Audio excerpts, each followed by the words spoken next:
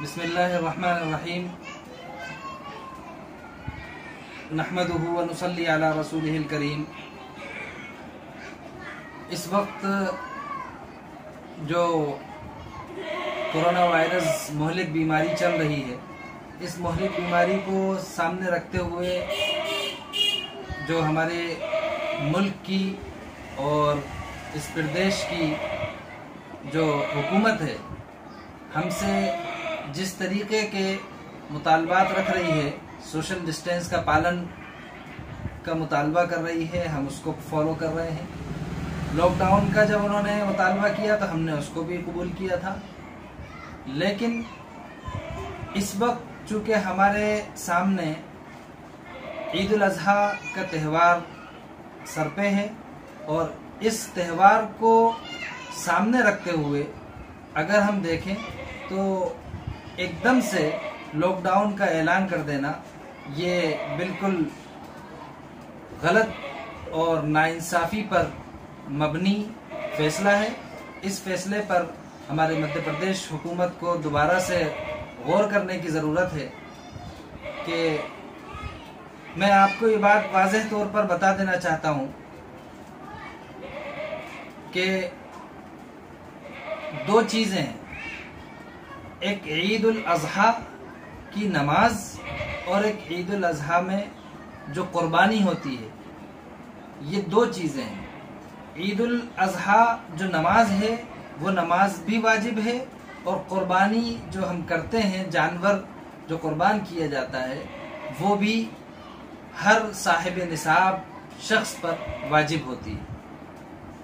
बहरहाल ये दोनों चीज़ें जब वाजिब हैं यानी ज़रूरी हैं, यानी इसको छोड़ा नहीं जा सकता, तो इन दोनों चीज़ों को हमें करना है और इस मुहलिक बीमारी से भी बचना है, औरों को भी इससे बचाना है। तो इसका एक बीच का एक सुझाव मैं हुकूमत मध्य प्रदेश को देना चाहता हूँ कि सोशल डिस्टेंस का जो पालन करने का हुकूमत मुतालबा कर रही है और हम भी उसके लिए लोगों से कोशिशें और मेहनतें कर रहे हैं। पूरे लॉकडाउन में भी हमने इसका पालन किया और करवाया और आज भी कर रहे हैं और करवा रहे हैं और आगे भी इंशाल्लाह ये करवाएंगे।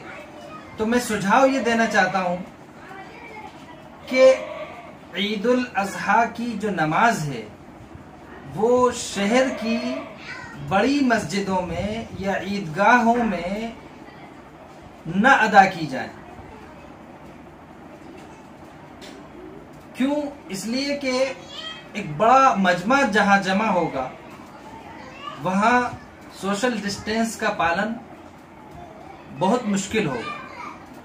लेकिन इन बड़ी मस्जिदों के अलावा जो शहर की और महल्लों की जो छोटी छोटी मस्जिदें हैं, उन मस्जिदों में बदरजा मजबूरी ईद की नमाज अदा करने की इजाजत हुकूमत मध्य प्रदेश को देना चाहिए, ताकि जो वाजिब है, जो जरूरी है ईद की नमाज की अदायगी, वो भी हो सके और सोशल डिस्टेंस का पालन भी हो सके। तो अगर इस तरीके से हमने महल्लों की मस्जिदों में ईद की नमाज अदा कर ली तो 70-80% तो सोशल डिस्टेंस का पालन ऐसे ही हो जाएगा। बाकी रहा 20-30% सोशल डिस्टेंस का पालन, तो हम और हुकूमत मध्य प्रदेश सब के सब अवाम मिलकर नमाज की अदायगी के वक्त मस्जिदों में आप अगर 1 फीट का मुतालबा कर रहे हैं तो हम 2 फीट की दूरी के साथ में ईद की नमाज अपने महल्लों की, शहर की छोटी मस्जिदों में और तमाम मस्जिदों में नमाज अदा करेंगे। इस तरीके से सोशल डिस्टेंस का 100% पालन हो जाएगा। ये तो रही नमाज की बात। अब कुर्बानी भी वाजिब है, वो भी जरूरी है। हुकूमत मध्य प्रदेश का कहना यह है कि अपने अपने घरों में कुर्बानी अदा कर लें। मैं ये बात पूछना चाहता हूँ हुकूमत मध्य प्रदेश से कि अपने घरों में हर आदमी कैसे कुर्बानी अदा कर सकता है। हर आदमी का घर बंगला नुमा तो नहीं होता कि उसके पास बहुत बड़ी जगह हो। बाज ऐसे लोग भी हैं जो 1 कमरे 2 कमरे में अपनी जिंदगी गुजर बसर कर रहे हैं, कैसे वो अपने घर में कुर्बानी अदा करेगा।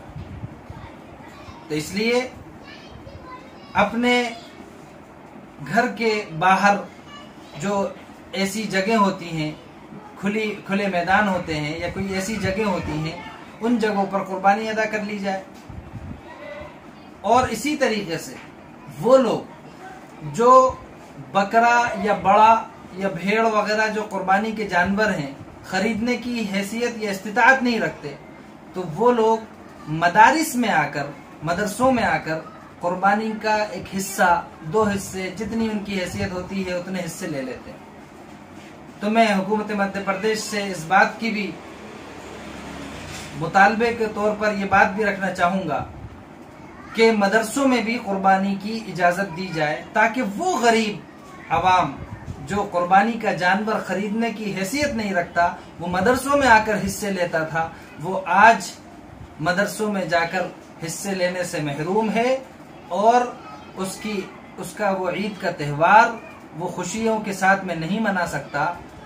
और ये मजहबी जो एक कुर्बानी जो एक मजहब हमारे अपने मजहब इस्लाम में वाजिब है, उस वाजिब को अदा नहीं कर पाएगा। तो मैं समझता हूँ ये सरासर नाइंसाफी पर मबनी फैसला कहलाएगा। इसलिए मैं दोबारा से हुकूमत मध्य प्रदेश से गुजारिश करूंगा कि अपने इस फैसले पर दोबारा से नजरसानी करें। और ये जो 2 सुझाव मैंने दिए हैं, एक कुर्बानी के से मुताल्लिक कि मदरसों में कुर्बानी की इजाजत दी जाए, दूसरे ईदगाह और जो शहर की बड़ी मस्जिदें हैं उन मस्जिदों को छोड़कर उनके अलावा दीगर तमाम मस्जिदों में ईद की नमाज की अदायगी की इजाजत दे दी जाए। तो इंशाअल्लाह सोशल डिस्टेंस का इससे पालन भी हो जाएगा और ईद की नमाज भी अदा हो जाएगी, कुर्बानी भी हो जाएगी। मुझे उम्मीद है कि मेरी इन बातों पर गौर किया जाएगा। अल्लाह तबारक व तआला हम सबको ईद उल अज़हा का जो मौका आने वाला है वो बहुत ही मोहब्बतों के साथ में और सही तरीके से गुजारने वाला बना दे और हम सबको मोहब्बतों के साथ में रहने वाला बना दे। दूसरी बात मैं एक और अर्ज कर दूं कि ये सिर्फ मुसलमानों ही के त्यौहार का मसला नहीं है।